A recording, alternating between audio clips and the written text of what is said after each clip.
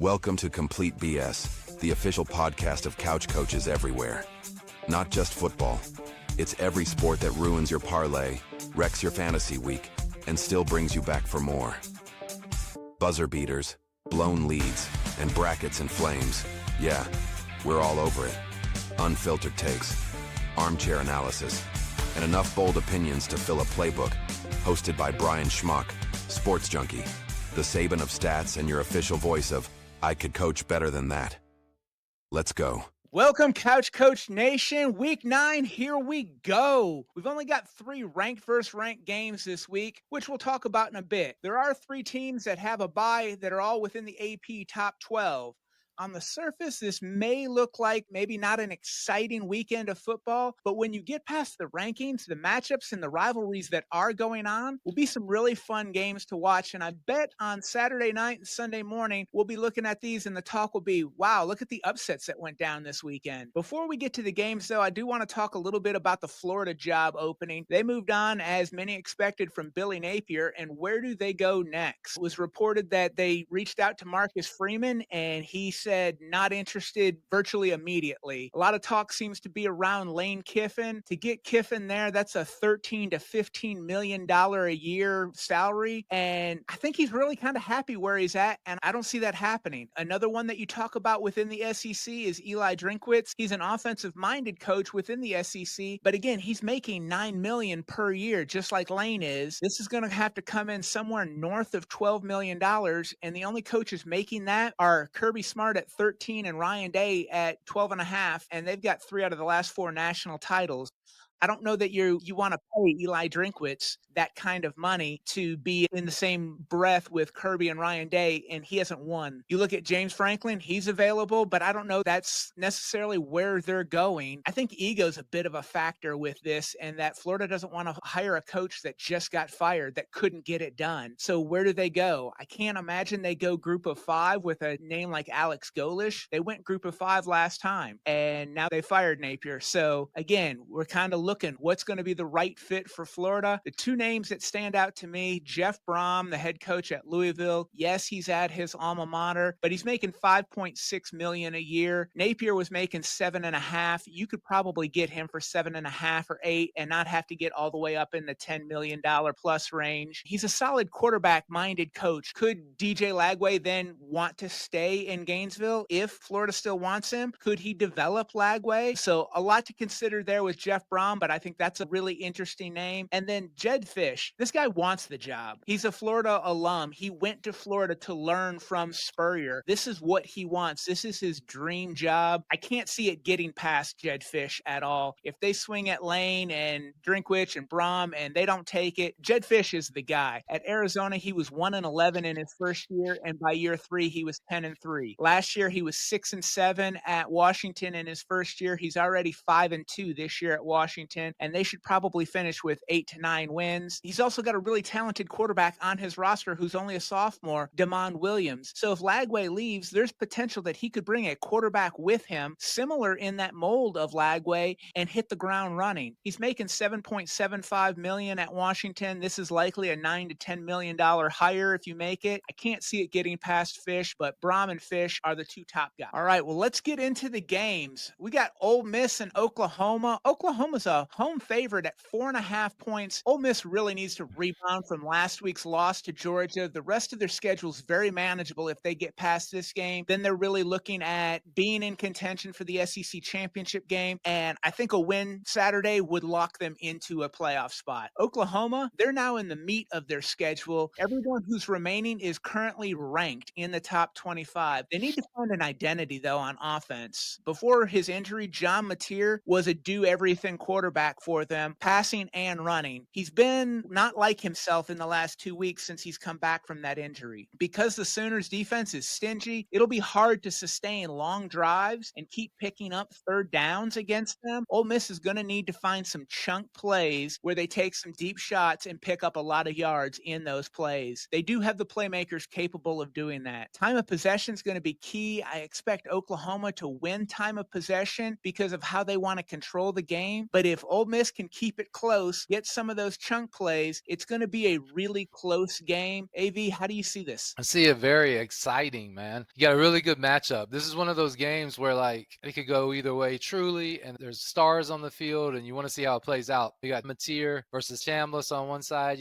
Both of those guys are really good. The Ole Miss offensive line hasn't allowed a sack in 2 of its last 3 games. But the OU defensive line is number 1 in the FBS in sacks and tackles for loss, so that's going to be a really good matchup. I think that Ole Miss playing at Georgia last week prepares them for this. It's a road atmosphere. It's going to be a little crazy, probably not as loud as it was at Georgia. So I think that actually helps them prepare for this. I trust Lane and his offense a little more than I trust Venables in this scenario. And also Mateer, after the injury, hasn't quite been the same as he was at the beginning of the year. I like Ole Miss to win the game. I feel like they're just slightly better. I'm going to take them 26-21. Some field goals, maybe even a safety in there. We're right on the money there. I expect Ole Miss to get enough of a running game to keep the Sooner pass rush honest and slow them down a little bit. I've got Ole Miss 27-21. Missouri at Vanderbilt, and Vandy is a home 2.5-point favorite. Both teams are 6-1, but neither team's really beaten anybody good yet. Missouri played their first 6 games at home and went on the road for the first time last week at Auburn. They played Alabama closer than Vandy did, but their best win is actually Kansas. Vandy's only win over a Power 4 team with a winning record is 5-2 LSU, who's at the beginning of what looks to be a 3-game losing streak, possibly even 4. This is a case of the SEC getting a bump. College game days in there, but when I look at this game, is it really any different than Iowa and Minnesota? I see Missouri, they go on the road, they get the win 24-20, but I'm not real impressed. Yeah, I think Missouri is a good team, man. Like, they haven't proven it yet, so to your point, fair enough, but they've got a really good offensive line that's like top 20 in rushing success rate. I think Ahmad Hardy is one of the best running backs in the country. Vandy struggles a little bit against the pass. I think Missouri's going to be able to run the ball enough to open up that pass and score some points. And I think Missouri, I like the odds of them slowing down Pavia enough on the ground that they get it done. So I'm going Missouri, slightly higher score than you, 34-28. I think they put some points on the board, but I think they walk into Nashville, Tennessee and get the win. Texas A&M at LSU. Texas A&M is a road favorite, 2.5 points, but they've never won in Tiger Stadium since joining the SEC. A&M's averaging just under 200 yards a game rushing, and they're going to need to hold on to the ball and burn up the clock, wearing down that LSU defense and keep Nussmeier on the sidelines. The LSU offense, they've looked horrible this season, and with long drives by A&M, I think it's going to be a really hard time for them to get any kind of momentum or rhythm going. I've watched LSU a bunch this year, and while they're 5-2, both the ranked teams that they played, they lost to. Who's their best win? Clemson, Florida, South Carolina, all teams that currently have losing records and all could finish below 500. LSU is just not a good football team. They're getting a lot of notoriety because their jerseys and their helmets say LSU. They're getting the benefit of the doubt, but I don't see them being a good football team. Texas A&M dominates this game 31-10. B, I love me some Texas A&M. I think they have dominant offensive line, dominant defensive line. I think Mario Craver and KC Concepcion might be the best tandem at wide receiver in the country, at least one of them. Le'Veon Moss is a great running back. Marcel Reed is dynamic quarterback. Mike Elko, dominant defense. And I agree with everything that you said about LSU, but it's hard to go undefeated, man. Sometimes you just run into a team that's really athletic in Death Valley at night, and it's hard for things to go your way. I think Texas A&M is by far the better team, but I'm going to pick the upset on a hunch here just because it's getting close to Halloween and weird things happen in Death Valley. And I'm going to go LSU 30-28. They could easily prove me wrong. I'm not confident in that, but it's just one of those spots where I feel like night game at LSU, Texas A&M's 6 or 7-0, and sometimes that just comes to an end, you know. College game day used to be the show that would go on the road. They would go anywhere and everywhere. It wasn't always just the same couple of schools that got game day. College game day could be at the Dakota Marker Trophy game this weekend. Number 1, North Dakota State. Number 2, 2, South Dakota State. FCS dominance on the line. These are the two best programs in the FCS. They're going head-to-head. North Dakota State actually beat South Dakota State twice last year, regular season and for the FCS title. North Dakota State's got the number 6 scoring offense and the number 1 scoring defense in FCS. Until they prove it otherwise on the field, give me the Bison 28-21. Yeah, North Dakota State, I think they're averaging don't quote me on the number, but their average margin of victory is 27 this year. I'm going to roll with them until they lose 41-27. All right, we've got USF Memphis. This is another game that last week it looked like it might be a game day spot. If game day went away from the SEC, then Memphis laid an egg at UAB and knocked them out of contention for game day. I'll be picking this game later with Matt Sprouse from the Group of Five Guys podcast. AV, what do you like about this game? To me, it's a flip a coin. Who do you like better? I'll flip the coin and land on USF 32-31. All right, well, let's get into the book club. We've made some picks already, but now let's make some money. What do you got in the book club? Hey, 2 out of the last 3 weeks are profitable. I've got 4 games this week. I'm going to take Minnesota plus 8.5 against Iowa. The over-under is right around 40. Minnesota's got a really good defense. That could go under 40 very easily. And when you're under 40, getting 8.5 with a team with possibly the better defense, I like that spot. So I'm going to go Minnesota plus the points against Iowa. We talked about it earlier, Ole Miss and Oklahoma. I like Ole Miss to win the game outright. They're getting 4.5 points.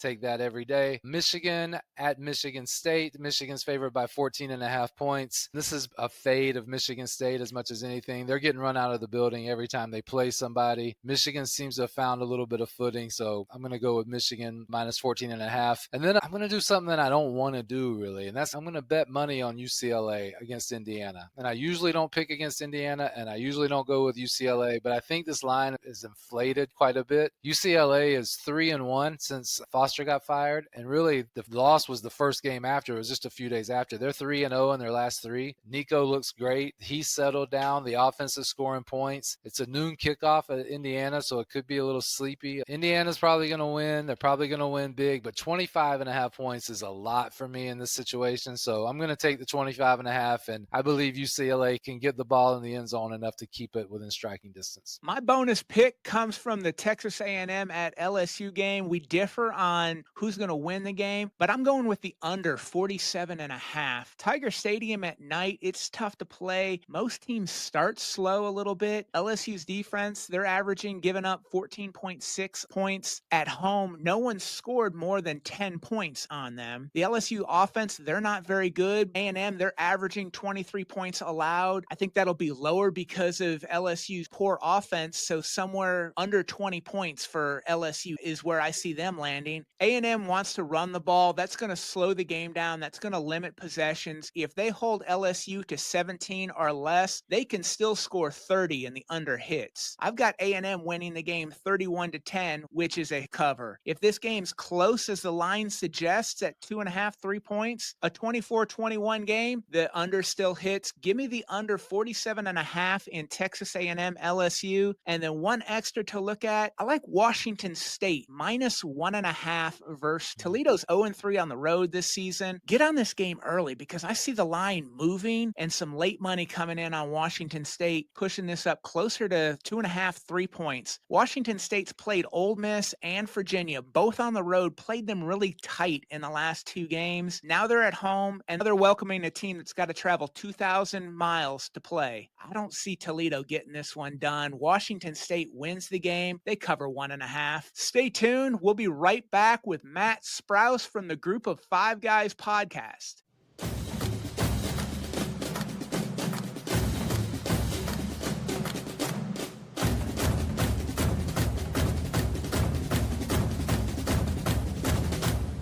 Welcome back, Couch Coach Nation. I'm excited to have Matt Sprouse from the Group of Five Guys podcast join us on Complete BS. I admittedly don't have a laundry list of athletic accomplishments for Sprouse like I do most of our previous guests, so we're going to learn a little bit together. Sprouse, you started out at the Air Force Academy with Troy Calhoun as the coach. He's still there. Talk to me a little bit about playing for Coach Calhoun, playing in the option offense, and as an offensive lineman, blocking in that option offense.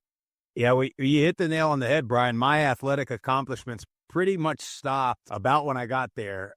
So out of high school, I went there and went to the prep school. So you play kind of a junior college schedule. And then I did my freshman year up there. And, to be honest with you, my physique, I guess, if you will, I was built to be an option offensive lineman, undersized to play regular offensive line, and to toot my horn, a little bit athletic, so able to run a little bit. So that if you're somebody like that and you like to just get in the heaviest of 3-point or 4-point stances, and they can't do it as much anymore, but back in the day, and just cut somebody's knees out and roll on their knees, it's a great offense to play in.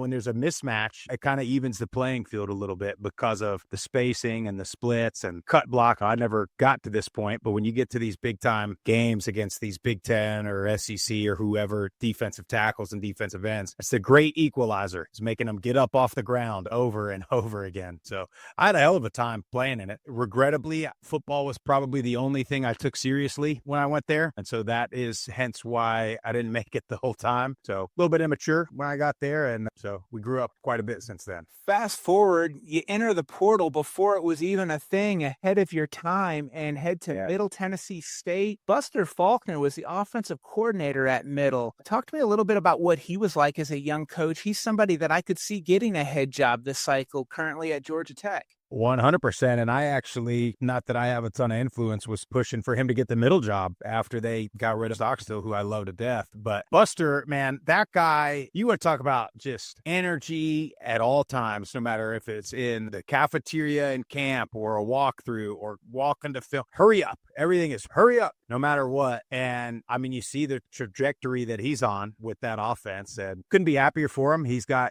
Jeep Wade coaching the O-line there at Georgia Tech, who was, while I was at Middle, the offensive line coaches. So just happy for Coach Faulkner, and hope to see him in the Group of Five sooner rather than later. So how did we get to the Group of Five Guys podcast? Because I love this name. I don't know if it was intentional thinking about burgers here, but, Five Guys, when I first saw you guys, I'm thinking, this is a great name. I love it. Tell me how this came about. So we're down to two of us now. Originally, it was myself and Jesse, who was my roommate throughout college, one of my best friends, another O-line guy at Middle. We were watching ball one weekend. I think it was some Friday night game or Thursday night game, and it was, I'm fairly certain, a Group of Five game. We're having a few cold ones, and which is when all your best ideas come. But we were watching the game, and it gets to halftime, and they don't even talk about the game. They start previewing the big SEC game, and we played at Middle, and it was bad then. It's 10 times worse now, but you get frustrated when you think you have a big game.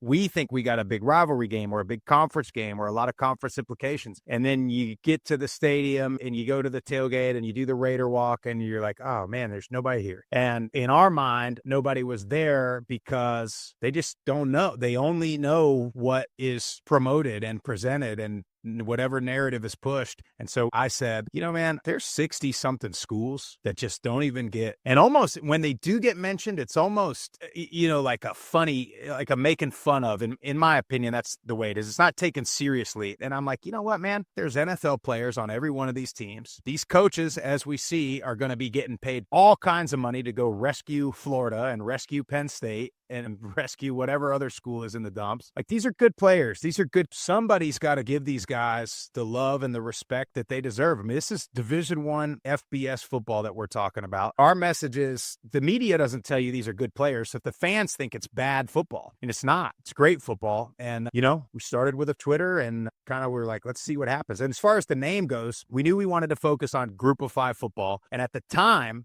Jesse and I were like, all right, meet you. And we kind of handpicked, like, we want these three other guys. It'll be a little bit of a play on words. It's a Group of Five Guys, and it's Group of Five Guys. And maybe Five Guys Burgers and Fries can drop a sponsorship at any time if they'd like. So in thinking about the playoffs, Group of Five, they've got an automatic spot in the playoffs. Do you think that there should be more, or there shouldn't be an automatic spot when we're talking the playoffs? What are your thoughts on it from a Group of Five perspective? So I don't want a charity spot. I don't want it to be like, like the top 11, and then plus we got to give the group of 5 a chance. I don't want that. If we don't have a team that's worthy, I don't want them in. However, unless there's a guaranteed spot, I don't think you get a spot because of preseason rankings and narratives and all of the things. And as far as branding of schools, if you're Memphis and you lose to UAB and there's not a guaranteed spot, you're done. You got no shot. Versus if you're Notre Dame and you lose to NIU, or you're Alabama and you lose to Florida State, it's just like, oh, well, that was a fluke. No big deal. We'll drop them a couple, and then as soon as they win again, we'll move them back up. Memphis doesn't get that opportunity. They don't get that benefit. If we want in, there's got to be some type of guarantee. Now, my fantasy land, I think all conference champions should get a chance at the playoff. Like every other sport at every other level in the history of sports. In my mind, it's like, well, yeah, so go win your conference, and then we can have the winners of all the conferences play each other, and the winner can be a national champion, and that can sort of tell us conference supremacy or whatever we want to call it. I don't want a 64-team tournament by any means, but if you got 10 conferences, you can put 10 champions and 6 at-large in, and you'll still get your 3 or 4 SEC schools. You'll still get your 3 or 4 Big Ten schools, and then, you'll get everybody will get a shot. And maybe the group of 5 gets blown out every time. Maybe not. There's been blowouts, it seems like, every single playoff game we've had so far. So I don't know what the difference is between Tennessee getting blown out or Boise State getting blown out. I'll tell you kind of where I see things going and have you react to it. I think we are moving to some form of P2 down the road where the SEC and the Big Ten expand enough to 20 or so teams, and then everybody else is on the side. And that P2 kind of, you look at the NFL model, NFC, AFC, and they'll each have 6 teams in the playoffs and go from there. And then that leaves everybody else who didn't get into that P2, the Big 12 and the ACC, those remaining teams, along with everybody else in the group of 5. And I think what we end up seeing there is there will be some kind of additional group of 5 playoff, whatever that's called, however that's formulated, similar to like you have the FCS and their playoffs, and I believe they do 16 teams. So I think that there will be some kind of playoff where there'll be more teams available to it, and we'll have a little bit of the haves and have-nots of this P2 and then everybody else, and there will be 2 playoffs going on at the FBS level and then the FCS level. I think you're spot on. I think we had Central Michigan's head coach Matt Drinkle on, and that was sort of his prediction was it's all down to the TV deals. So what he said, and I agree, is you're going to see Amazon or Hulu or Disney or Apple, or it seems like maybe Saudi Arabia is coming into the play here, is going to say, hey, we want these 30 brands. And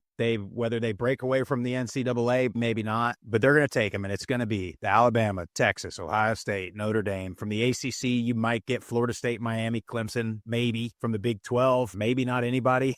BYU, I don't know. And then it'll be everybody else. And then we'll go back to playing college football again. And I'd love for them to go back to sort of regional, local conferences. And then, whether you have 8, maybe you have 8 conferences and you do an 8-team playoff, maybe you go back to the BCS or something like that. From a group of 5 perspective, how long do you think that this current transfer portal is sustainable? And I'll give you my thought on that as well. I'll let you go and I'll chime in. Yeah, well, the transferring as many times as you want is a disaster. And when you coupled it with NIL, it made it even worse, because what's killing teams is you have these agents and you have the media almost breaking stories about a player's worth or a player might transfer, and the player nor the coaching staff nor the other coaching staff are even in the loop of things. We saw it in the group of 5. We saw it last year with Darian Mensah when it was pretty obvious, and I'm sort of speculating based on what I've heard. He told his roommates before they went and played Memphis on Thanksgiving Day that he was gone. But then he's got to go play 2 games, including a conference championship. It a little bit has helped the group of 5 in a way. Like, I think there's more parity. That's why South Florida can be competitive with a bunch of guys that would be playing for a bunch of different Power 4 schools. And that's why they can go up to Florida and win that game. And it's not a fluky upset. They go up there, they just win. However, South Florida, they've got a different level of finances and resources resources versus maybe some of your MAC schools or your Conference USA schools, where they're just, you can't get excited about a freshman class anymore because if they're any good, they're gone. You have the coaches, you bring these coaches in to turn a season around, and at the minute they get on a positive trend, all their good players are plucked. So it's very difficult for coaches. It makes it tough for fans to get interested because you can't say, oh, well, we only won 4 games this year, but we're young. We'll be good next year, because any sense of being good is going to be gone. Now, you look at like Curt Cignetti when he was at James Madison, and then he goes to Indiana. His first year there, he brings a ton of JMU players with him, and they were good right away last year and made the playoffs with a team made up of a lot of JMU players. Now, JMU, to their credit, they've been able to kind of keep this machine going, and they're having a great season this year. But you look at that Indiana roster last year and this year, there's a ton of JMU players on that roster and other group of 5 players on that roster that are right now Indiana, Ohio State looking like the 2 best teams in the country. And that roster is littered with JMU players, group of 5 players. We'll see where it goes. There's definitely a lot to be settled out there. The NCAA making a decision is like trying to get an oil tanker to make a U-turn. One of the things that the Group of 5 Guys podcast does that I love every week is they do a ranking of the Group of 5 teams. If you haven't seen it, check them out. It'll let you know a little bit of football and what teams are out there that maybe you're not watching, and make sure to tune in to some of these games. Some of them are on Tuesday night, Wednesday night, Thursday, Friday. You've got lots of different opportunities to catch games. When you're looking at the playoffs right now, it looks like USF is in the driver's seat for that spot. Memphis, maybe they took a step back with their loss. You've got Navy still undefeated. Tulane's out there. I don't know if Boise State's in the mix. James Madison's looking really good. Who can challenge USF for that spot?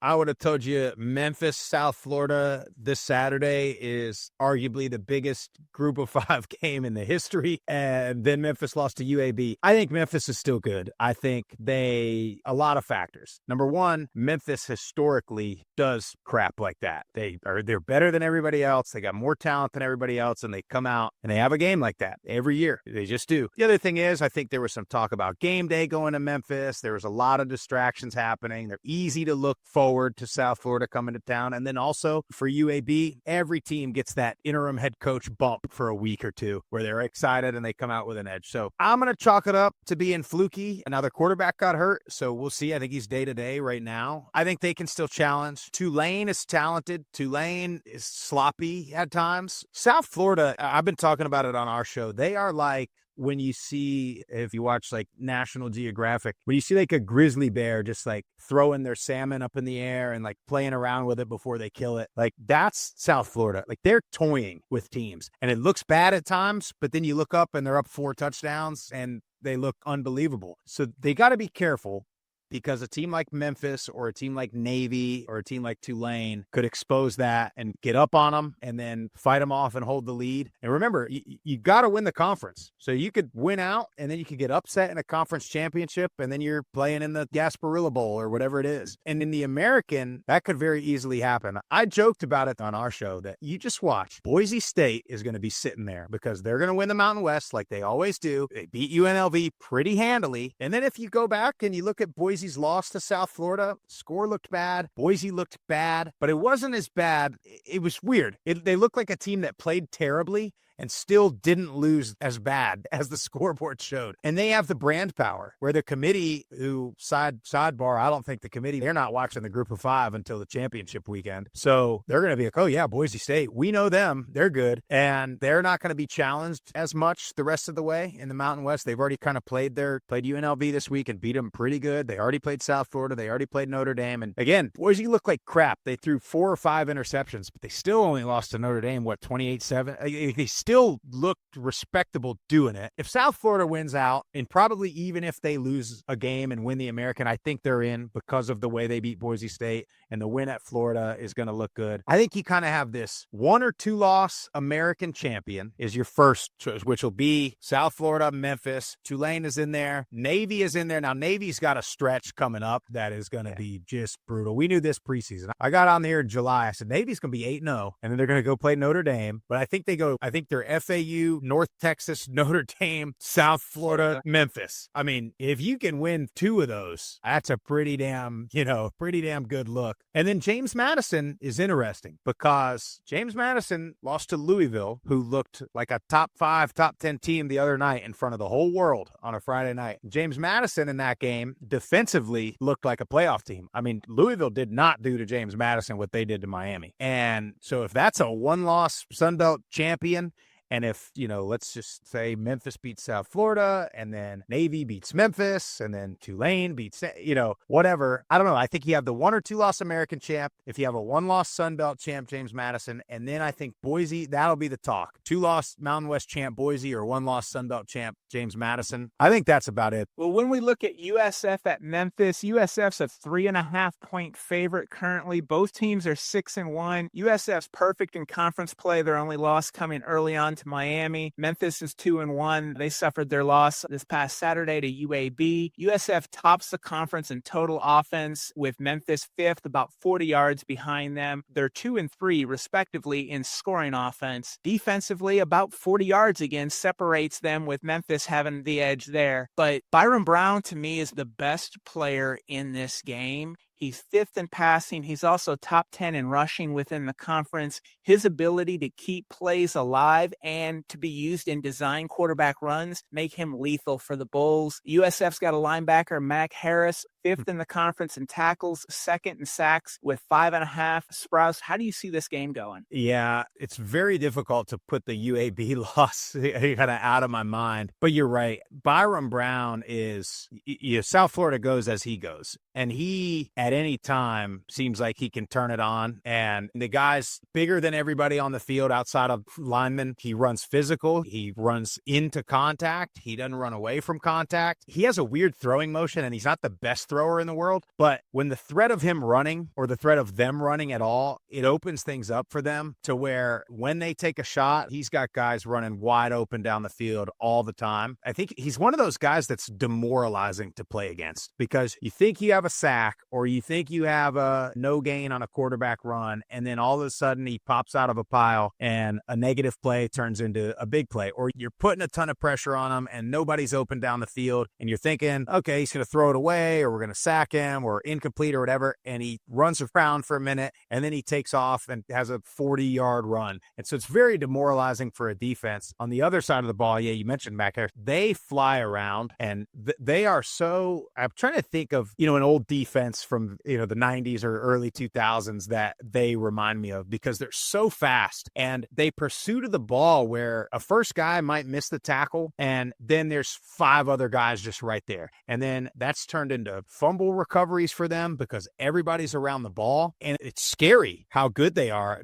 defensively and how fast they are, how much pressure they can put on the quarterback. Now for Memphis, they could do a lot of that too. And Brendan Lewis, I know he's listed day-to-day today. I got to imagine he's playing. I mean, because if they go with the true freshman, he's fine. But you go with a true freshman against that South Florida team, that could get ugly pretty quick. Now Memphis, they got 2 running backs, Sutton Smith and DeRosier. I was shocked they didn't run it more against UAB. They've got to try to establish something in the run game. And then again, pending Brendan Lewis, it was a leg injury, I think a knee. Pending his mobility, he's got a little bit of that dual threat too. So that's something that he can do that Memphis didn't have in Seth Hennigan in years past. So he can keep a defense honest too. And they got 2 backs that can run the ball, that can keep a defense honest. They got some receivers. If South Florida doesn't mess around, I think they'll win. I think it'll be closer. I mean, I know the line's 3.5, so somewhere around that. Memphis is a lot better than the team we saw in Birmingham this week. We know that. I'm leaning South Florida. I think they're on a mission. I think that they know they're good. Their coach knows they're good. Byron Brown knows he's damn good. My only worry for South Florida is sometimes I think that they know too much how good good they are. And so when they play teams like Charlotte or FAU, they kind of are like, we'll just flip the switch when we're ready and we'll run them out of the building. And so they can't do that against Memphis. But I would lean South Florida. I think maybe lower scoring than maybe many people would think. I could see this being a 31-27, 31-24 kind of game. Okay. With Memphis's loss last week, they gave up over 200 yards rushing. And because of that, UAB was able to hold the ball 10 more minutes than Memphis and really control the time of possession. They need to have more balance and get that time of possession a lot closer for Memphis to stay in this game. I think the combination of Brown, Davenport, Franklin, and Isaac, their three running backs, they're going to take that game plan and run the ball, run like crazy. You'll have Brown taking a few shots there, but I see USF really running the ball a lot this game. I've got USF winning 38-28. 10-point win. I like it. Forecasted rain, I think, too, in Memphis. So I don't know who that benefits. You're right, too. And one other point is they could not get off the field on third down against UAB. This is Memphis now. And I talked about Byron Brown being so demoralizing. That's another factor of it where you think you got him third and long, and then he'll just go run for 12 yards and get the first down, and he'll truck your linebacker while he's doing it. Memphis, again, they couldn't get off the field against UAB to make me think they're going to be able to do it against South Florida. All right, Couch Coach Nation, you've got all you wanted to know, all you needed to know about a big game in the Group of Five. Thank you for joining us on Complete BS. You can follow the Complete BS pod on X and Instagram. Make sure to like, share, and subscribe wherever you get your podcasts. Thanks for listening to Complete BS. Be sure to subscribe, share, and follow us online. And tell us what you think of this episode. Use hashtag CouchCoachNation, and let's keep the conversation going.